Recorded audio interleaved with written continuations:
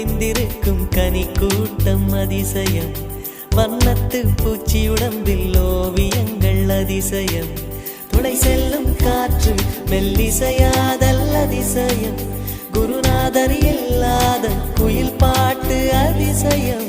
அதிசயமே அசந்து போகும் நீ எந்த அதிசயம். கல் தோன்றி மண் தோன்றி கடல் தோன்றும்